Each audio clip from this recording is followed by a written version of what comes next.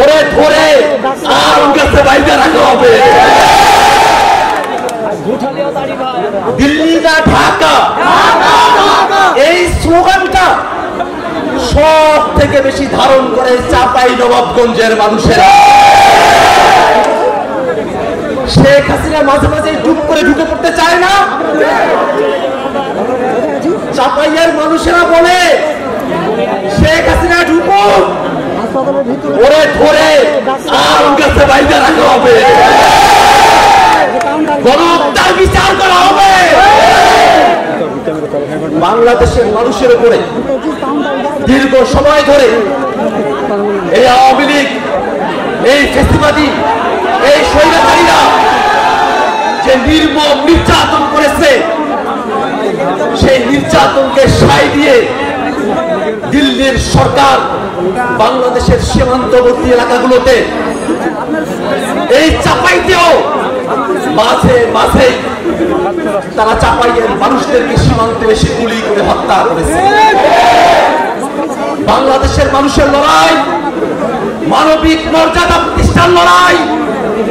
বাংলাদেশের মানুষ নিজেদের মর্যাদা নিয়ে, নিজেদের স্বাতন্ত্র্য নিয়ে, নিজেদের ঐতিহ্য নিয়ে এই বাংলাদেশে বাস করবে।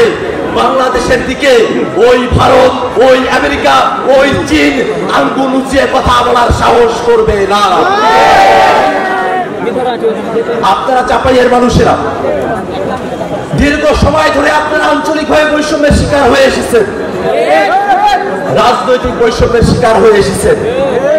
কিন্তু নতুন যে বাংলাদেশ প্রতিষ্ঠিত হয়েছে, সেই নতুন বাংলাদেশে রাজনৈতিক কারণে আমরা আর কোন বৈষম্য দেখতে চাই না।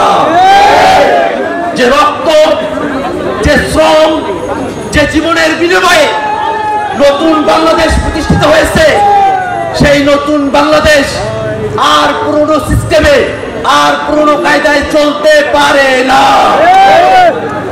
বাংলাদেশকে নতুন ব্যবস্থায়, নতুন কাঠামোতে, নতুন কায়দায় পরিচালনা করার জন্য অবশ্যই একটি নতুন সংবিধান প্রণয়ন করতে হবে।